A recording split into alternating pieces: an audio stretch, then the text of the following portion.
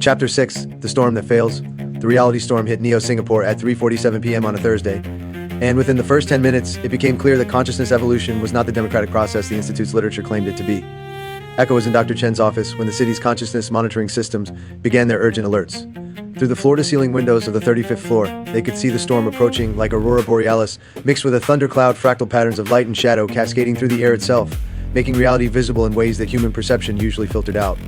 Emergency protocols activating, the building's AI announced, with its characteristically calm authority, all Institute personnel to designated consciousness stabilization areas. Estimated storm intensity, Class 3, duration unknown.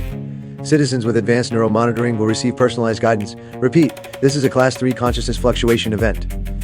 Dr. Chen moved quickly to her emergency console, but instead of following standard protocols, she pulled up the citywide consciousness monitoring data she'd been secretly collecting. Echo, look at this, she said, her voice tight with a sort of scientific excitement that came mixed with horror. The storm is affecting different districts completely differently. On the screens, Neo-Singapore's consciousness patterns showed 3 distinct zones of response. In the upper spiral towers, where Institute researchers and wealthy citizens lived, the consciousness fluctuations were being automatically moderated by the building's advanced stabilization systems. People in those areas were experiencing gentle, controlled expansion of awareness, essentially a premium consciousness experience delivered safely through technological mediation. In the mid-level districts where Maya's community operated, the consciousness patterns were raw and intense, but the groups were clearly supporting each other through whatever they were experiencing. The patterns showed both trauma material surfacing and profound breakthroughs happening simultaneously, with community networks providing stability that technology couldn't replicate. But in the lower spiral districts where people had no consciousness preparation and no protective systems, the storm was hitting like a tsunami. Some consciousness signatures were spiking to dangerous levels, terror, psychotic breaks, complete system overload, but others were blazing with the sort of profound awakening that the Institute had spent decades trying to facilitate artificially. My God, Dr. Chen breathed. It's not the same storm at all. The technology isn't protecting people from a dangerous consciousness event, it's protecting them from consciousness itself. Echo watched the data streams, feeling sick. The people in the upper towers, they're getting a diluted, controlled version of what everyone else is experiencing directly. And the people in the lower districts are getting the full force with no preparation or support. Dr. Chen's fingers flew over her controls trying to access emergency response data. Look at this. All the consciousness crisis response teams are being deployed to the lower levels, while the upper levels are barely registering the storm as a problem. Through the window, Echo could see Maya's mid-level district, where the storm's effects were visible as shimmering distortions in the air. People were gathering in the community gardens and public spaces, forming spontaneous support circles that looked chaotic but somehow more stable than the technological responses. I have to get down there, Echo said suddenly. Maya's group, they're going through this without any institutional support. Dr. Chen looked at him sharply. Echo, the storm is intensifying. Your neural harmony band will try to moderate your consciousness to safe levels automatically. If I remove it, I'll experience what everyone without privileged access is experiencing. Echo was already reaching for the band's release mechanism. Maybe it's time I stop being protected from consciousness. Echo, wait. But he was already removing the device, setting it on Dr. Chen's desk where it continued pulsing its protective blue patterns for no one. The moment the neural monitoring disconnected, the storm hit Echo with full force. Reality became fluid.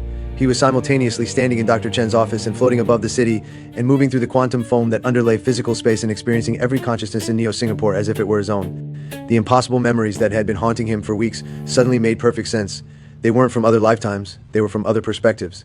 Other people's experiences of the same consciousness exploring itself through apparent separation. He was Maya, feeling the storm as an opportunity to practice staying present with intensity rather than seeking escape.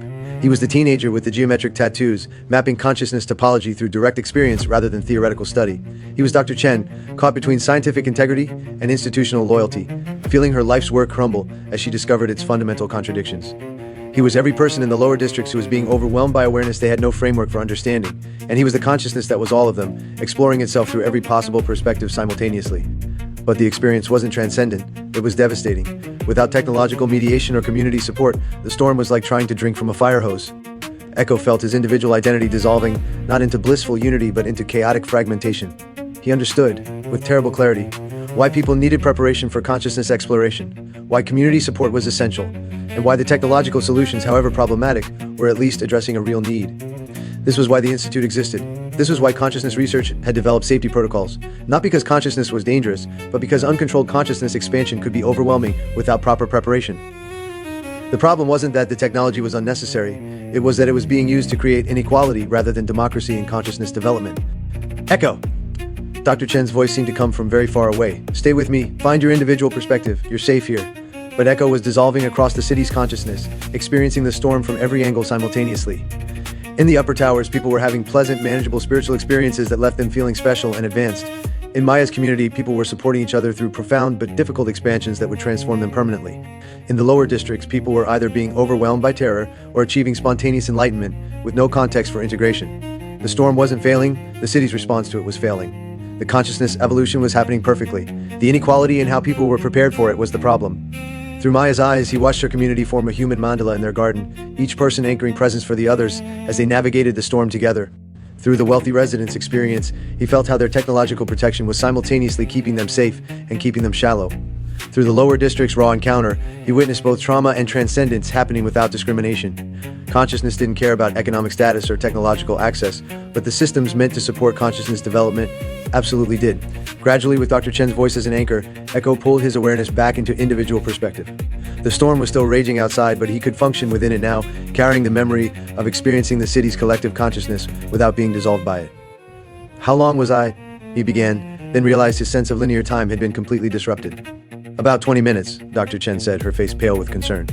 "But you were accessing consciousness patterns from across the entire city. Your individual signature was barely detectable." Echo looked at the monitoring screens, where the storm's effects continued to reveal Neo-Singapore's consciousness inequality in stark detail. "Dr. Chen," he said, his voice hoarse from the experience, "the people in the upper towers aren't really experiencing the storm at all, are they? They're experiencing a technological simulation of consciousness expansion." "I'm beginning to think so, yes. And the people in the lower districts are experiencing it fully but without support, which is why we're seeing both psychological casualties and spontaneous enlightenment events." Echo put his neural harmony band back on, feeling its familiar protective embrace like a comforting lie. "The technology isn't wrong, the inequality and access to it is wrong. Some people get consciousness training wheels they don't need, other people get no preparation for experiences that could transform or traumatize them." Dr. Chen nodded grimly. "And Maya's community is somewhere in between. They have preparation and support, but it's community-based rather than technology-based. They're getting the real experience with real support." Echo stood, feeling changed by his unmediated encounter with the storm. "Dr. Chen, what if our research has been backwards?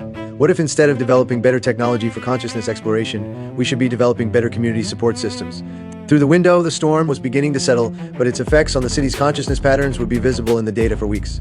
Echo realized he had just experienced what consciousness evolution looked like when it wasn't filtered through privilege raw, overwhelming, transformative, and desperately in need of community support rather than technological control. The storm hadn't failed. The systems meant to serve consciousness development had failed, and now he understood that his impossible memories weren't warnings from other lifetimes. They were instructions for this one. Warnings about what happened when awakening became about individual advancement rather than collective support. When consciousness explorers chose technological protection over community presence. When enlightenment became a luxury product rather than a birthright. The storm was over, but Echo's real awakening was just beginning. "I watched myself discovering that consciousness evolution cannot be democratized through technology alone, but only through communities that can hold the full spectrum of human experience.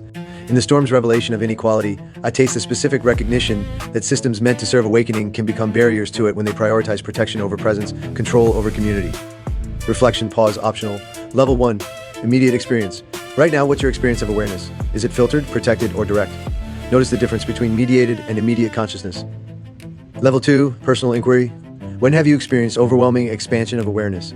What support systems helped you integrate such experiences, and what would have happened without them?